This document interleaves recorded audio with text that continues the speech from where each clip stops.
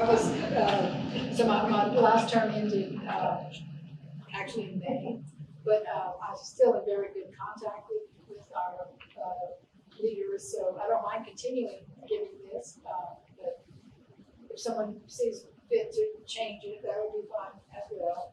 I'm not sure how else you'll find out about us, but, our mission continues to be keeping our libraries great for the future. And so that's an all-encompassing mission statement. And we certainly all, since 1992, we have loved and supported our library in many ways, large and small. So we thank our community for supporting our library as well. Thank you. Thank you very much. Any comments regarding the library board? Thank you, John. Okay, we'll move on to the director's report and comments.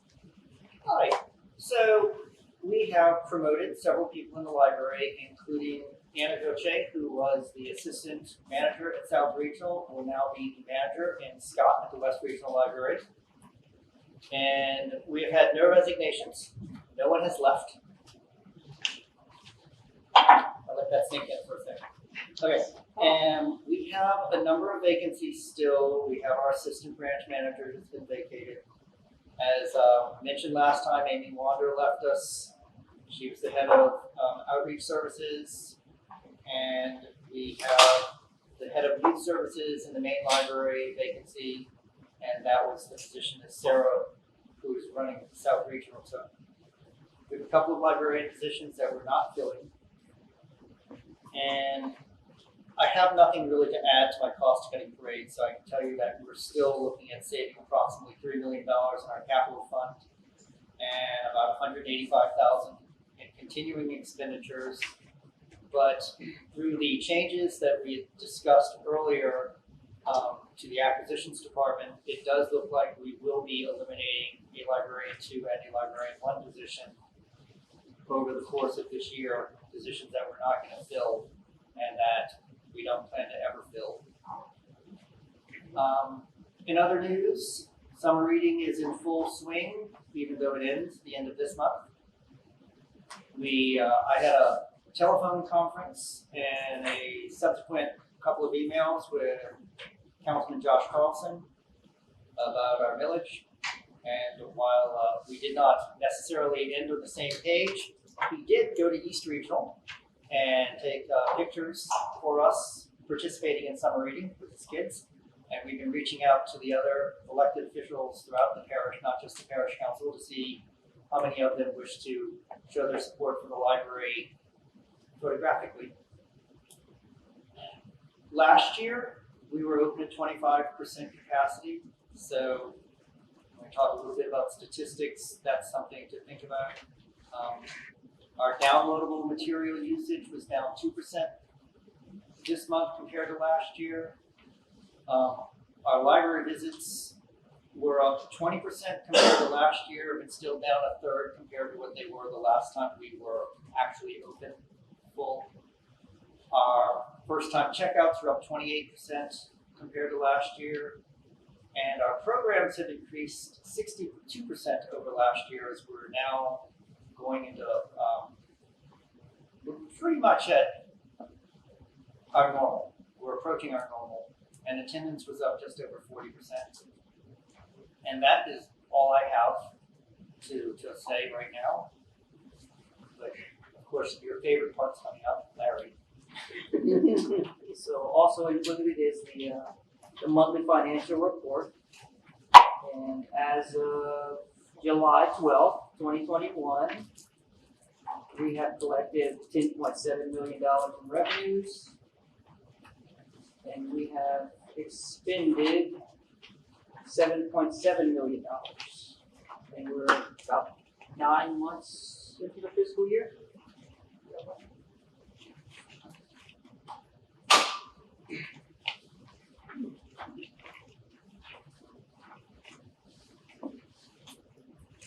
Okay. Nothing else?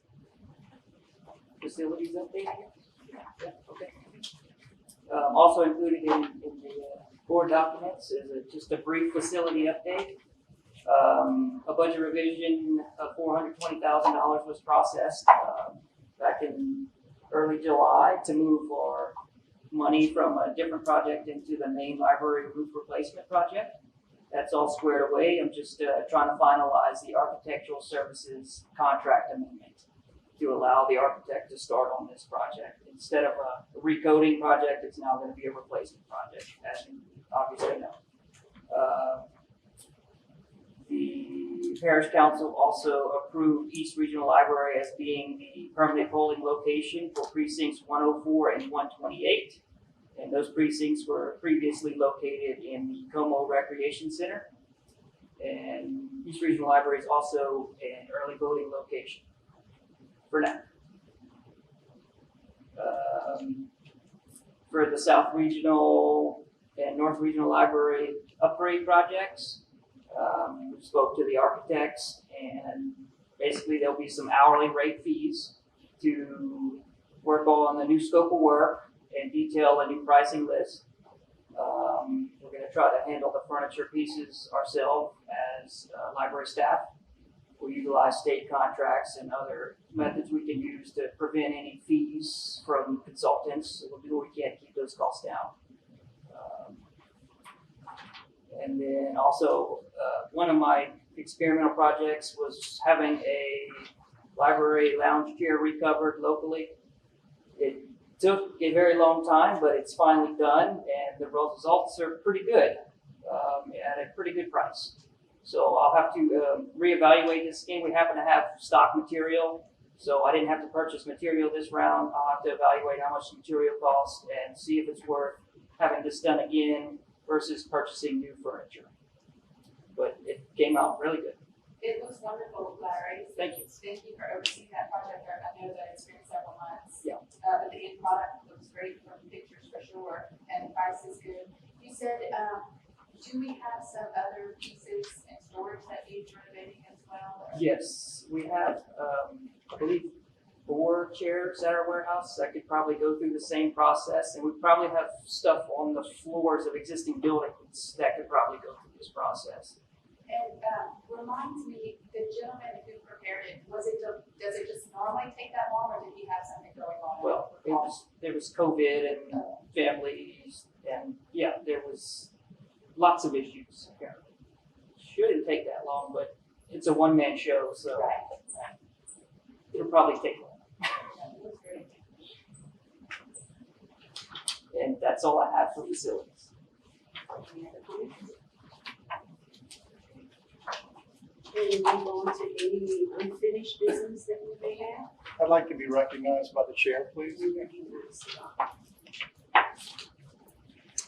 In the April meeting, I had introduced the proposal to change the library mission statement that was placed in a definite proposal.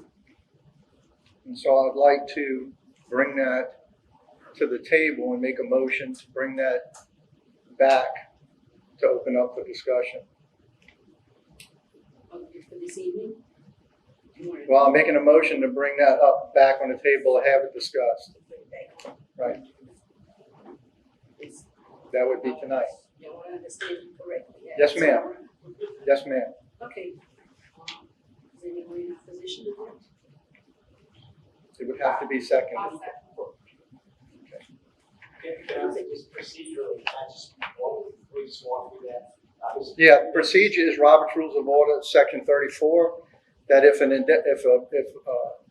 proposal is put on the table indefinitely, as it was, then a member can at a later date pick up that member from the table, and then I've asked for it to be reconsidered, and it was seconded, and now we vote.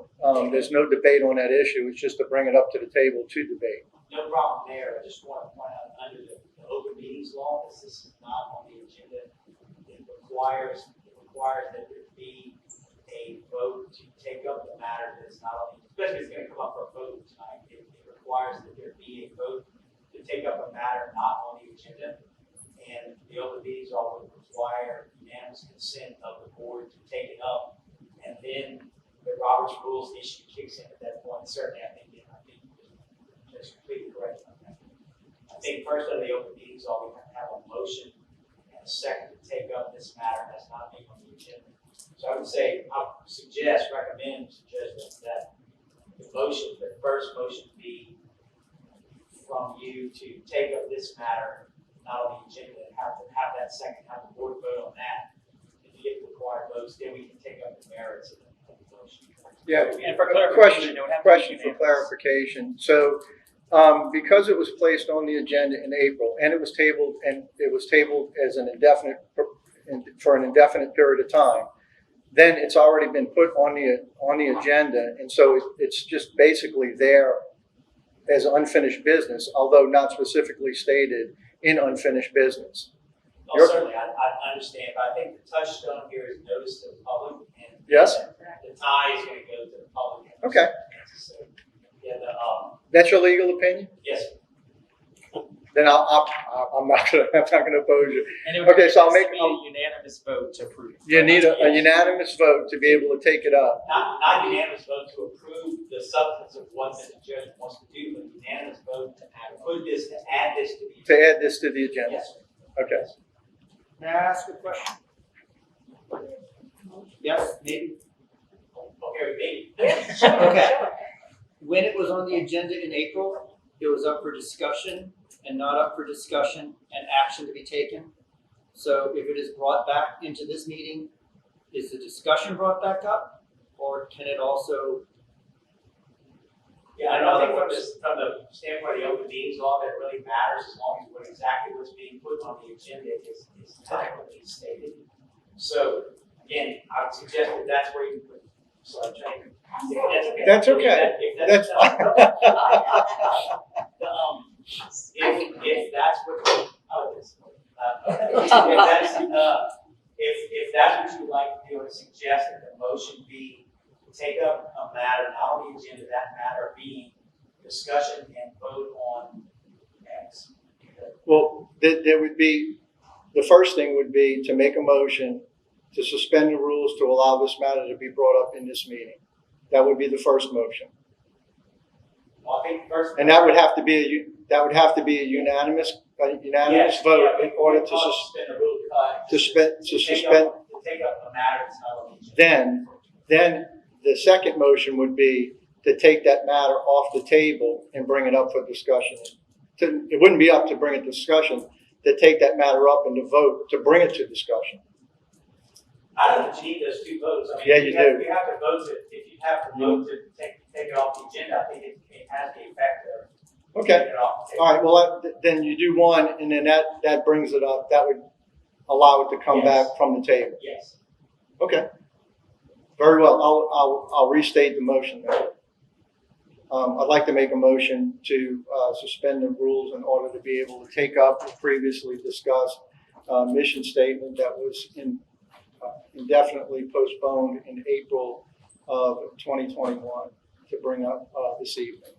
That is not on this And agenda. so to take And that is discussion and vote, because that depends on if the public can comment on it or not. The first one would be to suspend the rules. On a suspension of rules, there is no debate. It's just a matter of suspension of rules.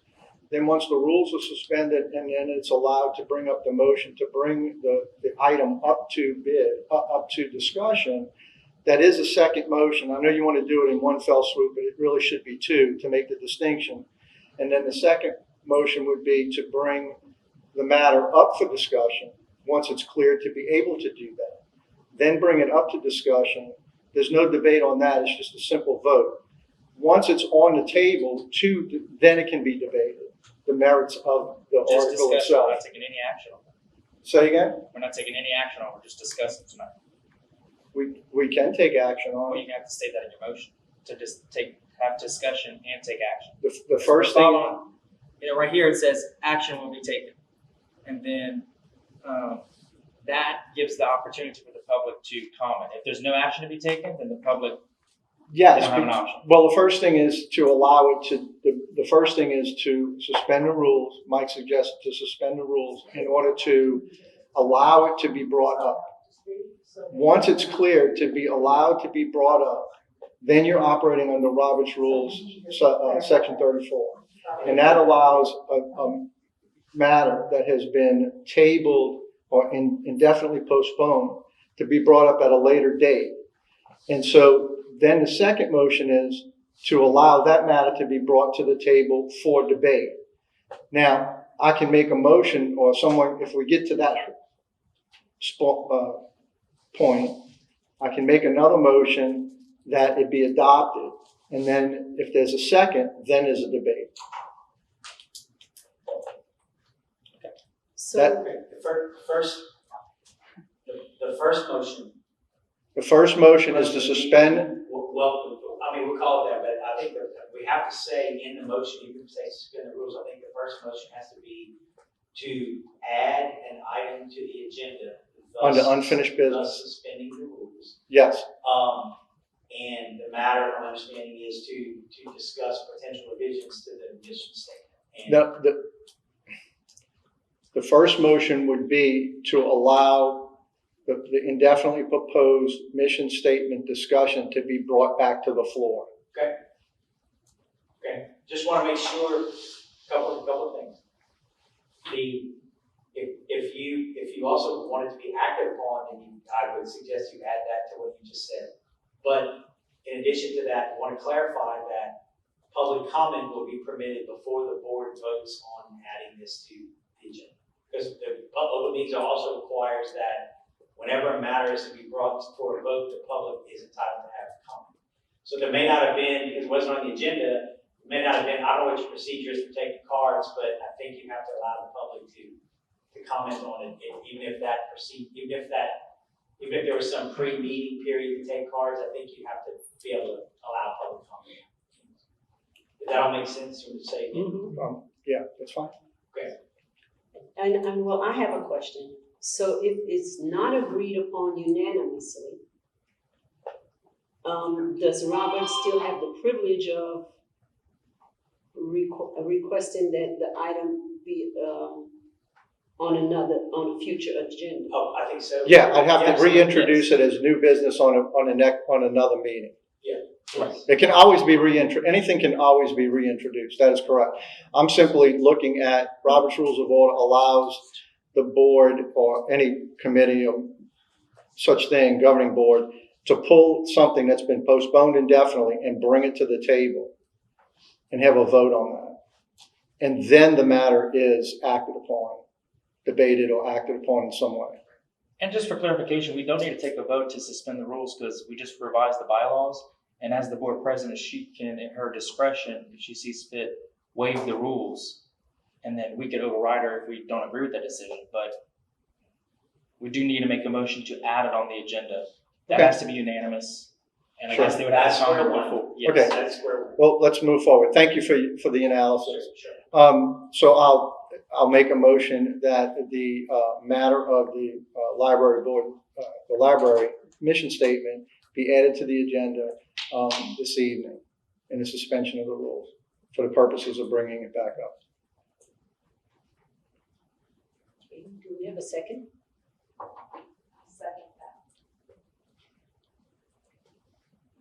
Okay, all in favor? Well, No, do we have comment. discussion? There is public comment. There is public comment? Okay. Hi, I didn't sign up for this because it wasn't on the agenda. Mary Liv Gercio. First of all, for the benefit of those of us that are not looking at the change in the mission statement, would you please read the changed proposed mission statement I can? so that it goes into the record, public record? Yes. Typically, this actually would be when it's brought up to the floor to discuss. So it wouldn't be, I don't have a problem with reading it. I'm just talking about the rules of order that right now we're just talking about whether or not we're going to allow it to even be considered this evening. So that's the first step. Okay, well, from the public's standpoint, how can we understand what's going to be Yes, ma'am. voted upon when we don't know what the actual mission statement change is. So wherever that is in the process, I think that, that's a point that I want to make for the public's viewpoint. So I don't know the Robert's Rules of Order sequence on that, but, I'm just raising that as a concern. At the moment, Robert's rules are important, but I would suggest we not get fixated on Robert's rules at the moment. I think Mr. Judge said he was willing to read the proposal at this stage if Yeah, has to, but Yeah, sure. The mission statement as it was proposed on the April 19th meeting, which was indefinitely postponed. The mission of Lafayette Public Library is to enhance the quality of life for the citizens of Lafayette Parish by promoting literacy, lifelong learners, and access to information through various and diverse sources, to be an aid in research, use of technology, and to enhance access to information, to provide adequate staff to facilitate each patron's journey to their educational goals. This mission is for the end purpose of having an educated and informed public. Thank you. So I can make comments at whatever point if the board decides to move forward and accept this as an agenda item. there'll have to be other votes after this. This is voted only on whether it be added to the agenda. Okay, thank you. That's all. Thank you. So we have a motion and a second? She has a question. Can I voice my opinion on this? I do not like things submitted for action that is for tonight. I would much prefer saying that we will put this on the agenda for next month's meeting so that the public will be aware that this is going to be discussed and voted upon. So you can voice that through your vote when we ask. Okay. You can decide. Okay. In there, okay? Is there any other comments? Okay, so we've had the motion and we had a second. Any other public comments? So, those in favor of the motion to take up a matter that is not on the agenda, namely the change of the mission statement. For those in favor? Aye. Those against? Aye. Aye. So that, that motion does not, Thank you. pass this evening.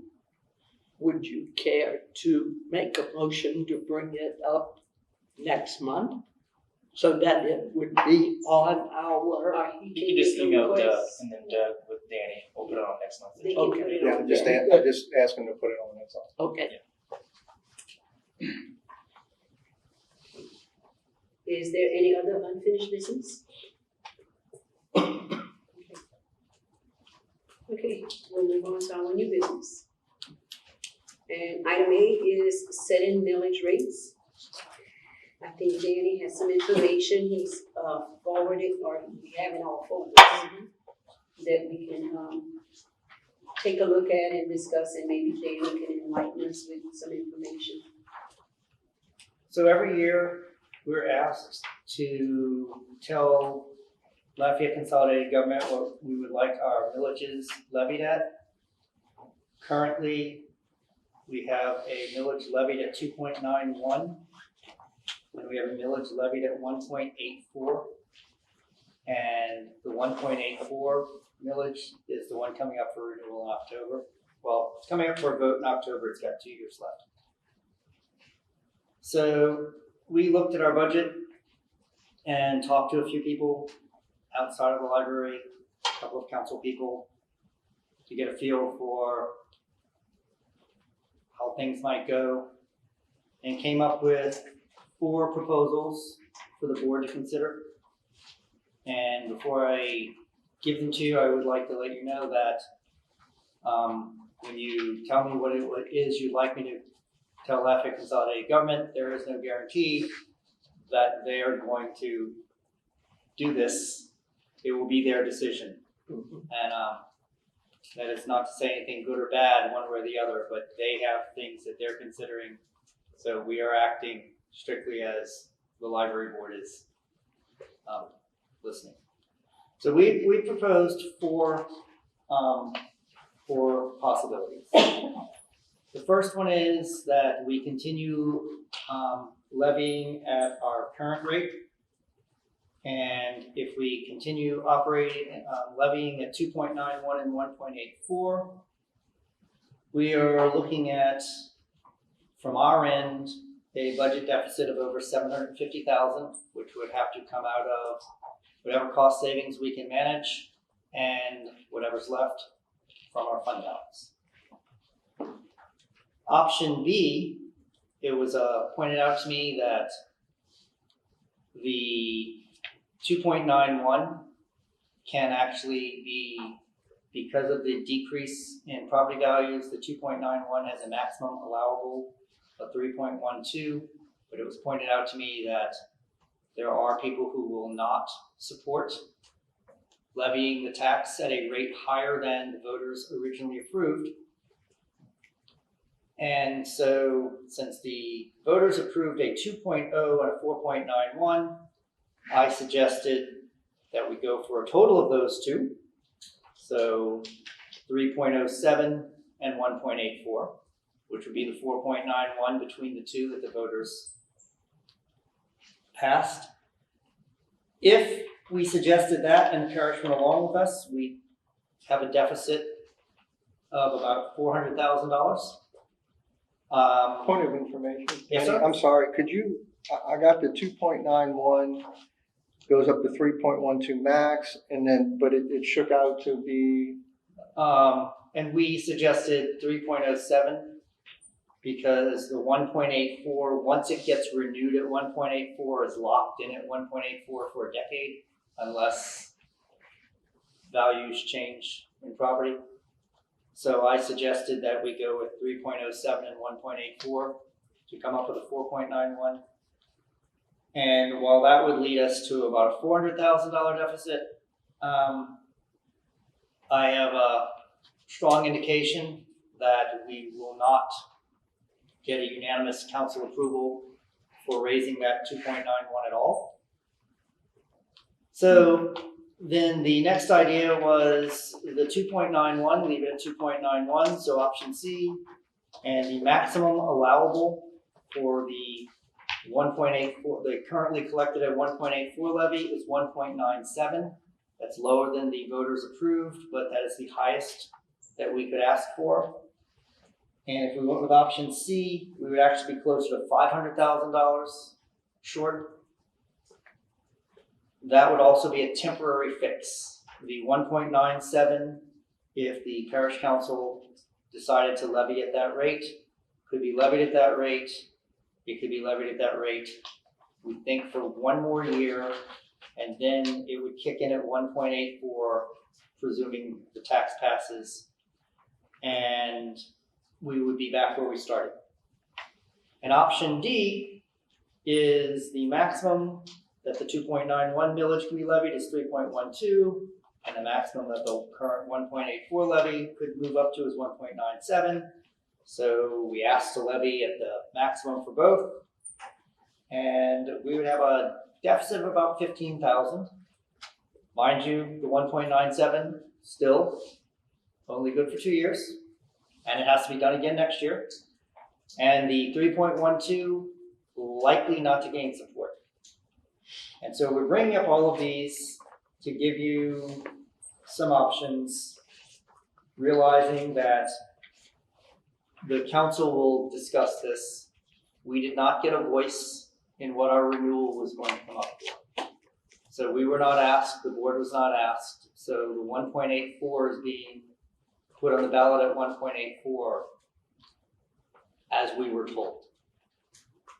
And so you have four projections that Larry put together with regard to our revenues and our expenditures, and four options.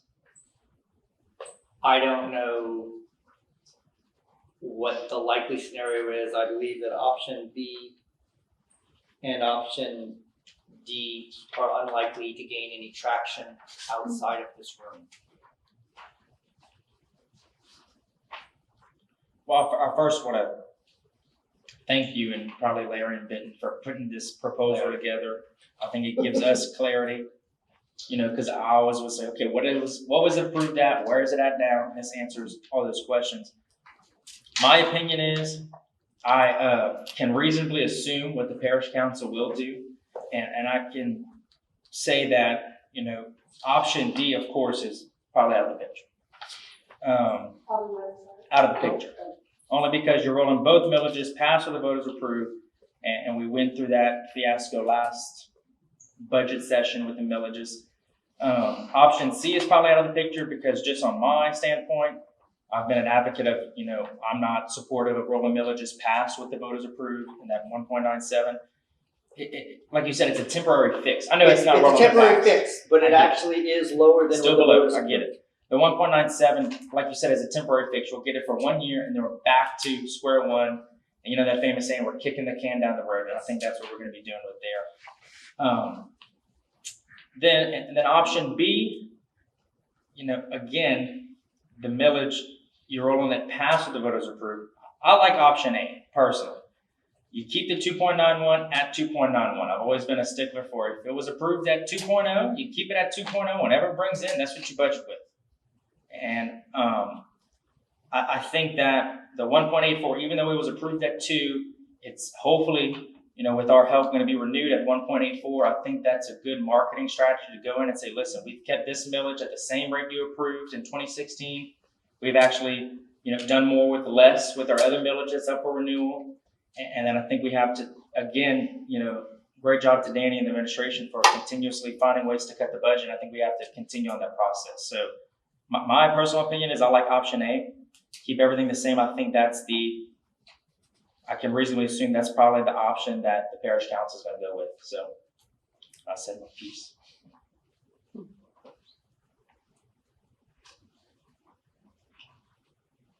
So Danny, the millage 2, we are presently at 1.84, Correct. and the voters approved a 2.0. Correct. Do you have any idea of the council meeting that, approving to go where the voters went? Well, the highest they can go is 1.97. They can't even ask for 2. I have a feeling that at best, you're looking at a 3-2 vote if you get support, which is not veto proof. And if the administration then were to veto it, you're back to 1.84. While I don't agree necessarily with the reasoning given by Landon, I think he is probably correct. And that we end up at the same. It's a Band-Aid. The 1.97 is a Band-Aid. And it's a Band-Aid that we're going to the voters in October asking them to renew at 1.84. And I will state the obvious again. We did not come up with that number. It was given to us. But it is the number that will be on the ballot. And if we ask them to levy at 1.97, it is possible that there will be some question about you're taxing me at 1.97, but you're asking me to vote for 1.84. Where did the 0.13 come from?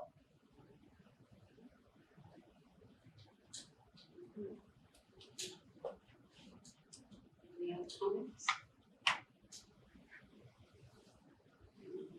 We're in a tight spot.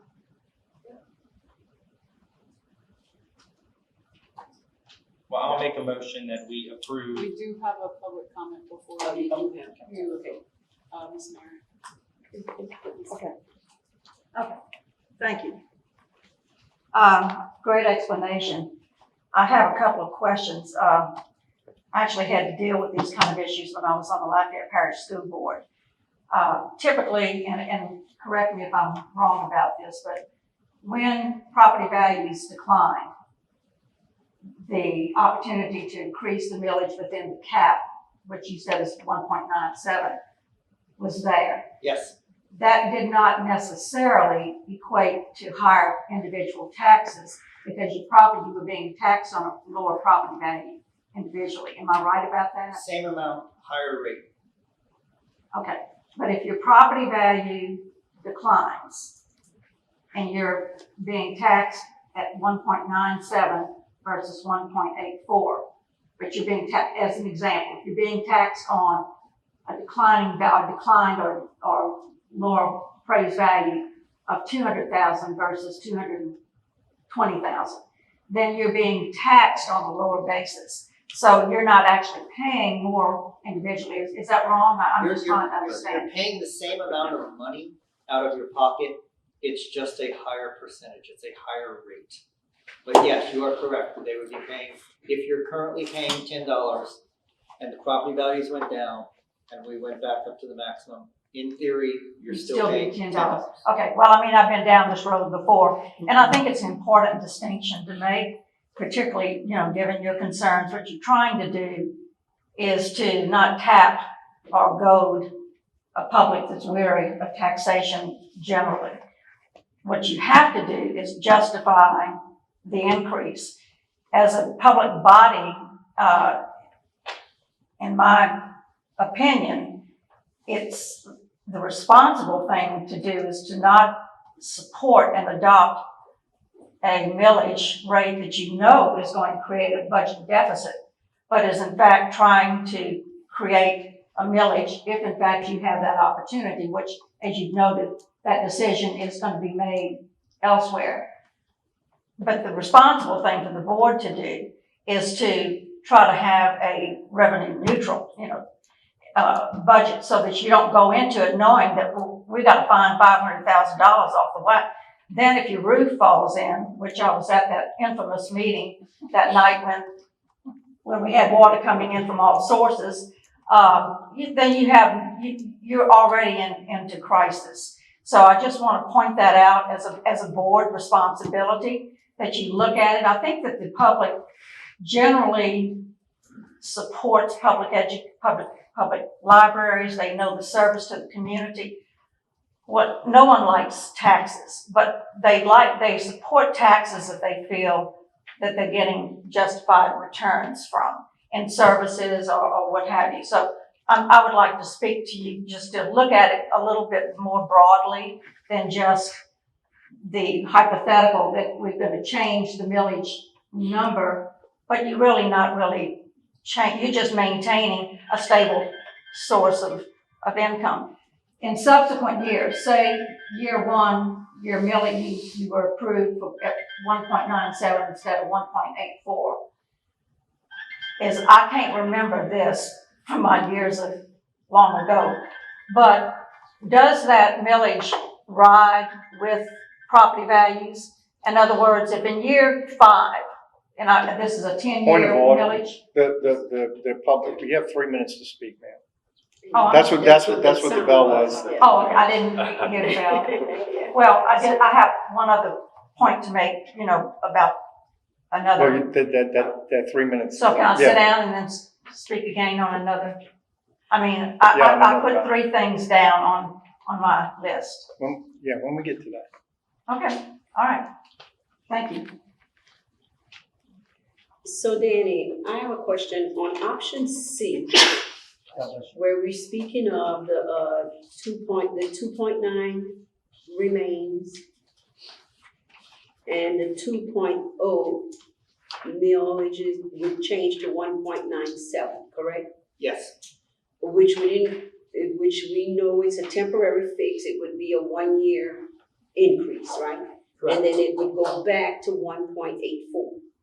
If renewed in October. If renewed at the max, it could renew at is 1.84. Yes, So even though it's a temporary fix, it's still an increase for that 1 year yes, that we can have, yes. compared to just continuing the way that we are with option A, just staying, having the 1.84 and the 2.91 that we have now. Am I understanding that or saying it right? Yes. Okay. So then, okay, in comparison, A and C, we have a 1 year opportunity for some increase. It's an increase that's not an increase. Yeah. Okay. And I'll just say one last thing. I don't think my opinion, well, I know my opinion wouldn't change if it was not an election year. But I think Danny raises a good point that technically on paper, yes, the millage was 2.0. It's right now at 1.84. It's hopefully going to be renewed in October at 1.84. But it could be spun in the sense that you raise it to 1.97, you ask him for 1.84, and where does that 0.13 come in? You can explain it. I don't think you can easily explain it. And for the general public, the first thing they see, that's what they're going to believe. And I would say just for a caution of error, I would remain with option A and move along this path of saying, we have kept one millage the same, we have lowered another millage, we're cutting our budget, we're finding ways to come out of this pandemic. We have to dip in our savings, like probably majority of households in this parish have to dip in their savings through this pandemic. And I think option A is the best option for the longevity of the library system.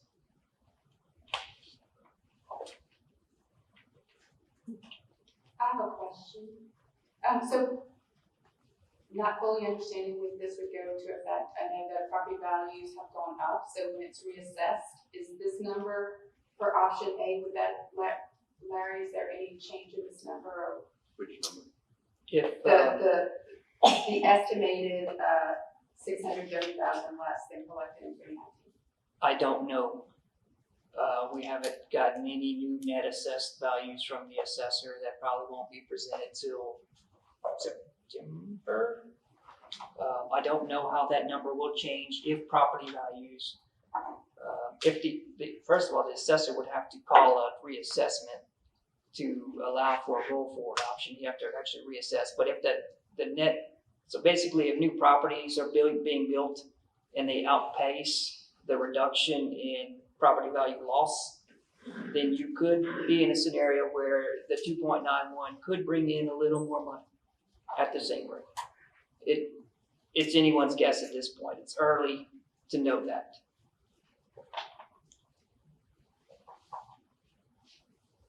I have a question about Danny's opening remarks that we can present this, but it's all up to LCG what they might do. Can they do less than option A? They can levy whatever rate they would like. They could. They could. They could levy 0.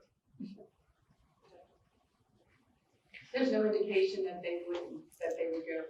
There is no indication that anyone would go lower than what we're currently collecting. Danny, I have a question as well. Okay. Thank you. The option number 2, you have 2.91, which would go to 3.12 max. Again, with the parameters that if property values were to go down, then the millage rate would go up, but the effective value of the tax revenue itself would remain the same, essentially. Robert, just point of clarification, option B would only go up to 3.07, not 3.12. Okay, thank you. 3.07. And then that would add to the 1.84, correct? Correct. And would the 1.84 then have a max cap, or would it just simply remain after that? It would still be 1.84. The max. Yeah, it wouldn't be a fluctuating No. millage like the 2.91 can fluctuate up to 3.07. Well, the 1.84 could be levied at 1.97. Could be levied at It 1. could So the 1.84 could be raised to the max. Every millage can be raised to the max. But what option B is giving you is, so currently we're collecting, or the voters approved 4.91 mils. What option B is giving us is one's going to above what the voters approved, the other one's staying at 1.84, but you're still in combination having 4.91 mils. So that's what that option is giving you. I was trying to be clever. No, and I applaud you on that. I was given a note on 2.91 going up, and so knowing that the voters passed 2.0. I thought 2 plus 2.91 is 4.91. What if I go to the council and say, still 4.91? We're dark, the dark way. Didn't work, but I thought I'd give it a shot. There's no harm in asking. Nope, that was exactly my feeling. There's no harm in asking for anything. We have, Robert, do you see this? Yeah, it's all printed out. It's in the trying to show it, packet. yeah. That's why I know you're probably like Yeah, trying to follow trying to words. follow. Yeah, it's all right there. broken down for you. I'm sorry. No, you're good. You're good. Millages are very I'm complex. still in Yes. student mode. And each scenario will change each year depending on various factors. So, I mean, we've had comment. I'll make a motion that we approve option A, millage 1 being levied at 2.91 mils and millage 2 being levied at 1.84 mils for a total of 4.75 mils. I say, Okay, all in favor? Any comment? No public comment. I'm sorry. Forgetting that. Have any public comments on that? Well, We did that. I think I've already said what I needed to say about the millage. Come back up. Okay, except for one thing. In the awful situation where the 1.84 millage is not renewed, then when is the next opportunity to address, to put that before the voters again, or to look at that millage number 1? The 1.84 does not actually expire this year. We're going up for election 1 year early. So if the election goes south in October, we can go before the voters one more time and ask them to renew it for 10 years. Or losing any. Before losing, so we're good. We're not good, but if the election were to not get renewed this October, we'd still be collecting the tax. The tax doesn't go away. We'd have one more shot to go to the voters. And then the next one has 3 years left after that.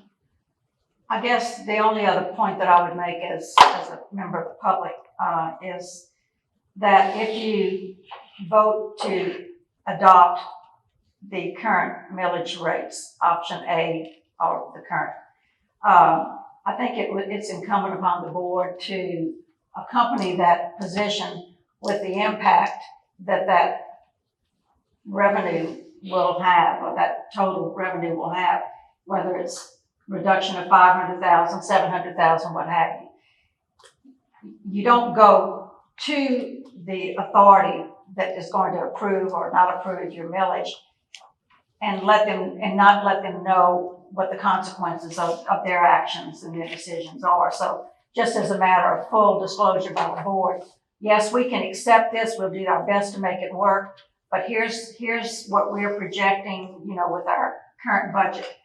I just think that needs to accompany any communication with the LCG. And then I have one more comment, but I'll do it in public comments later. Thank you.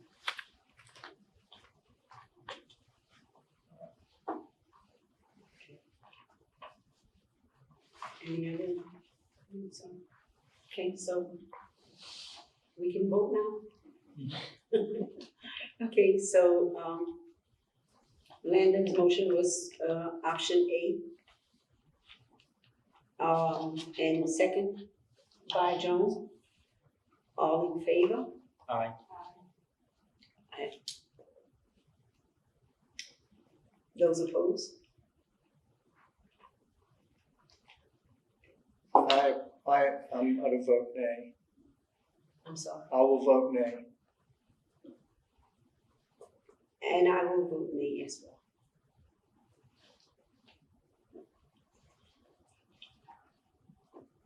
So the motion passes with 4 votes, right? 42.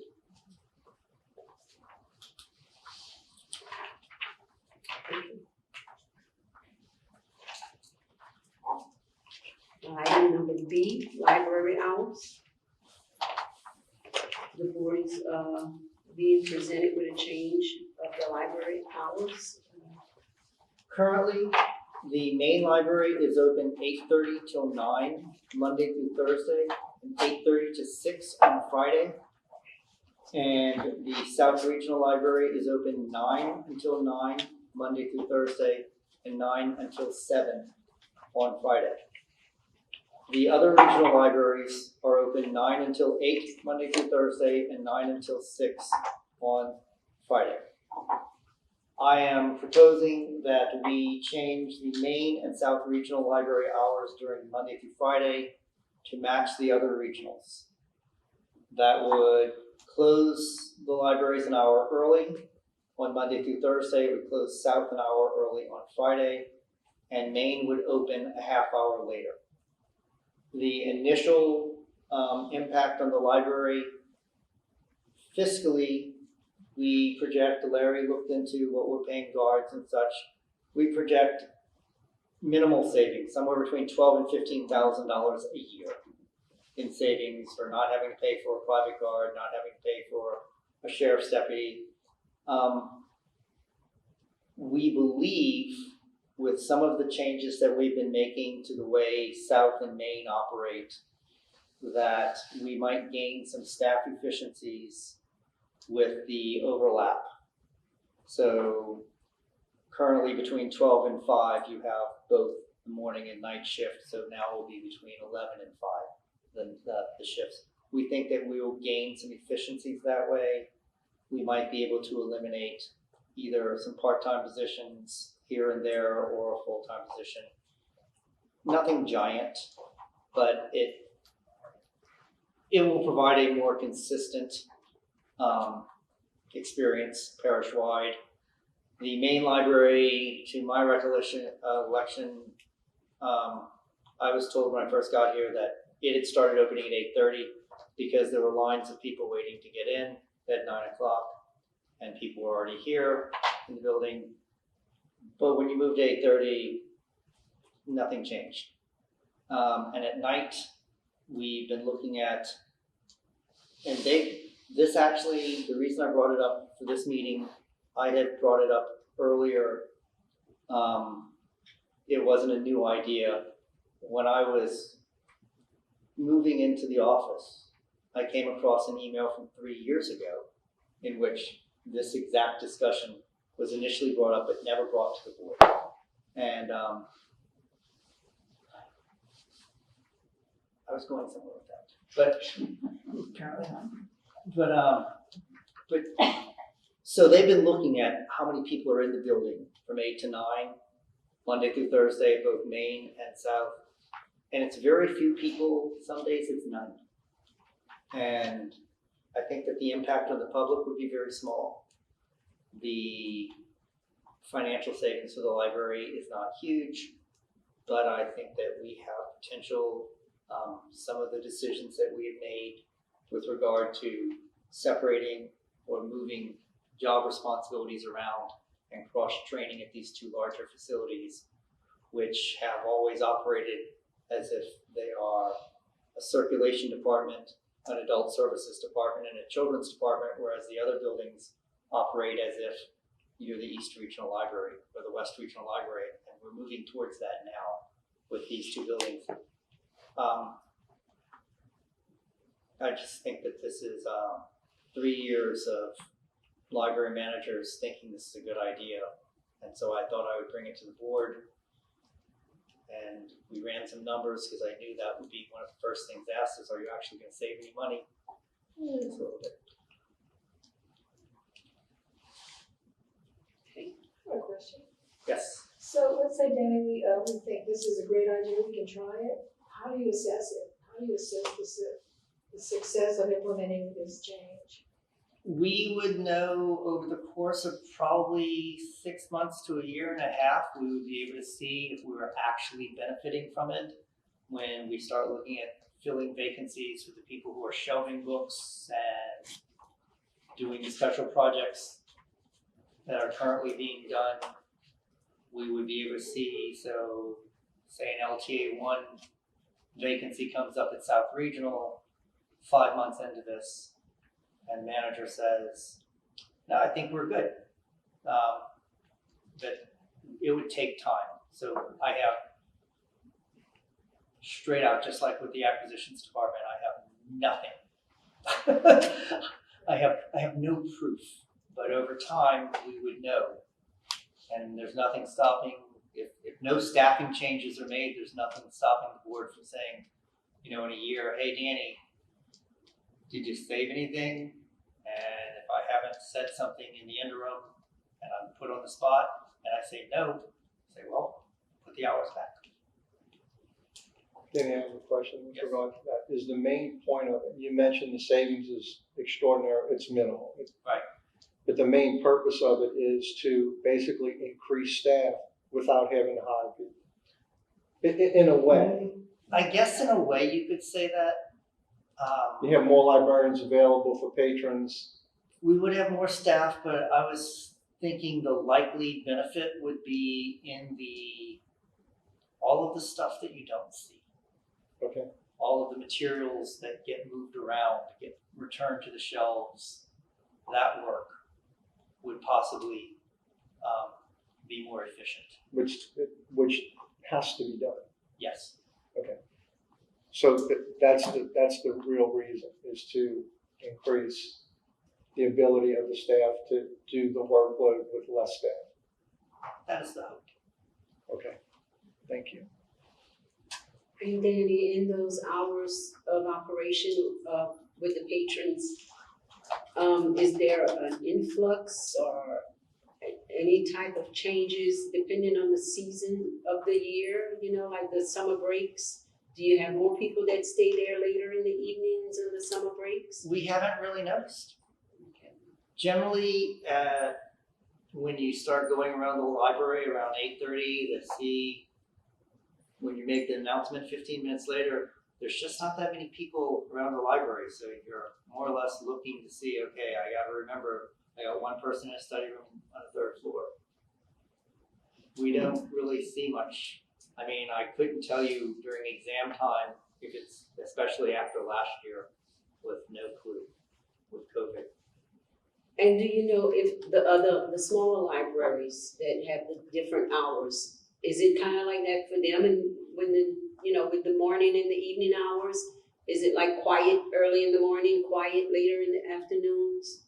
I did not ask, seeing as since they were already at that set of hours, I did not look into that. A long time ago, the library had summer hours where instead of being open till 9 o'clock every Monday, every Tuesday, every Wednesday, and every Thursday, they would just be open late, like on a Thursday night, And we did that for several summers, and I don't ever remember there being an outcry or a problem.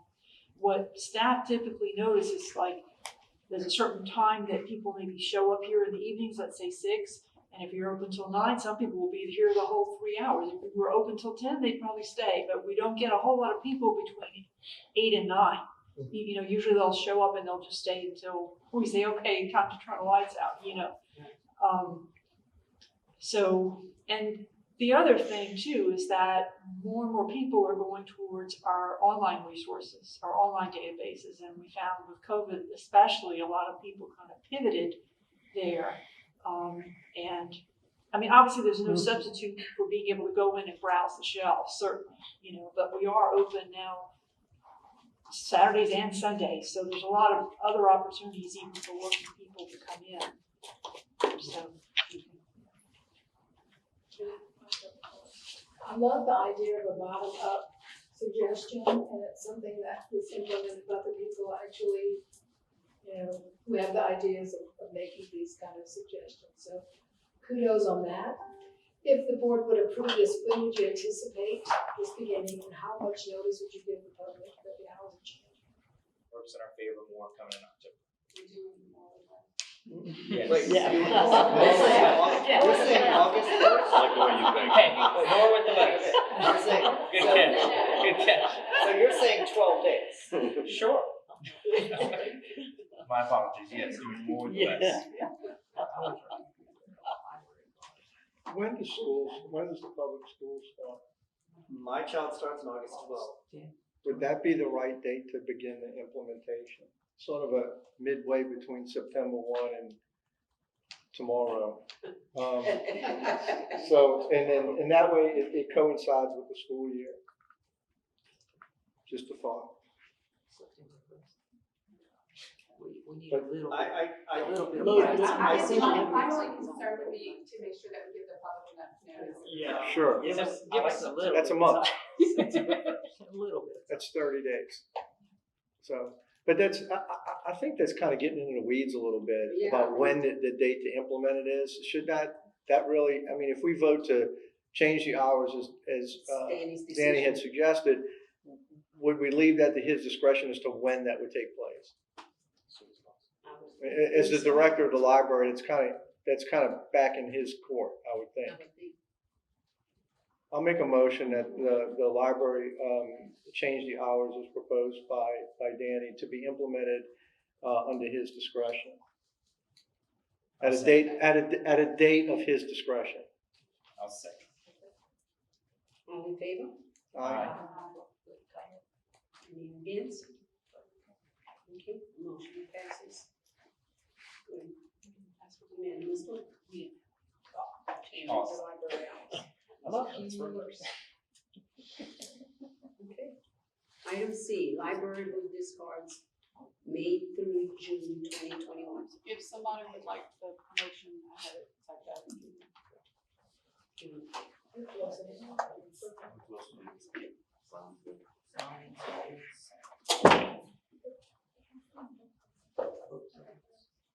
All right, I will make a motion for the library to discard 1,648 books having been out of use for over a year due to the books being superseded, obsolete, unused, or otherwise unnecessary. Second. All in favor? Aye. Against? Motion passes.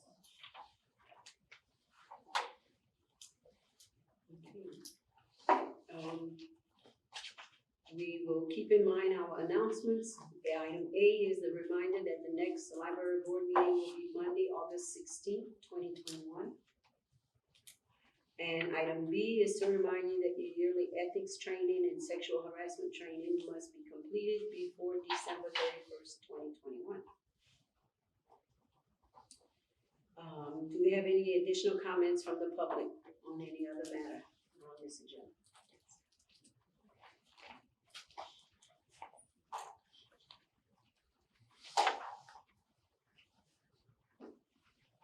Good move on the standardization of hours. I don't know if there's a utility impact, but that's something that may be a sleeper savings for you as well. I wanted to speak, I've been asked to join with the Lafayette Public Library Foundation to help support the millage renewal for the library system. My question to you is twofold. One is, does the board have a plan? Will you be available? Are you going to advocate for this with those members of the public that are going to be out there trying to help sell this issue? So that's the first question is, can we count on you? Will you be someone that might be available so that you have a member of the public with a member of the library control board, so that if any technical questions come up dealing with issues that I'm not familiar with, that I would have someone there that is. So that's the first thing. Secondly, I would like to speak to, and I can't read your name, I'm sorry. Your comment, I was very active with the Woodlands, Texas, Friends of the Library. And one of the things that we were able to assist them with which was very forward thinking and which you touched upon, is digital access for the public. In other words, what we found is that because of the preponderance of people reading on e-tablets, Kindles, et cetera, that there was a desire to actually access library inventory, book and journals and newspaper inventory through those mediums. That had some benefits that we didn't, and it occurred. I can't tell you what the dollar cost to implement that was, but it was a great service to the community. It turned out to be a very good service to the library because it also had some impacts on shelving, staffing, and the workload within the buildings themselves. So these are things that are selling points, for you to explore in the future, so that you can continue to innovate and meet the public where the public is. I did not frankly know that you did not have that when I was in the South Branch just this weekend. I asked about digital access and he said, we don't have that.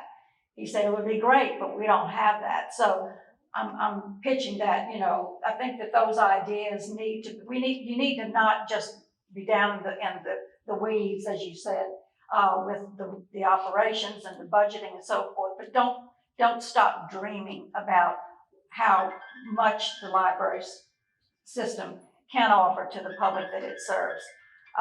So I look forward to being a positive part of helping raise public awareness about the need for the millage, and I pray that it's successful because I've sat through enough of your meetings to understand the consequences if it does not. So thank you, and if anyone here that's on the board would be willing to accompany any of us that are going to speak, then I know that the Public Foundation, Library Foundation Board would appreciate your help. You have to be advocates, not just stewards, but you have to be advocates and believe in the organization and the work that you're doing. So I encourage you to always keep that. People need our libraries, and you're the captains of that ship. So thank you again. Good night. Any other comments? Okay. Meeting adjourned.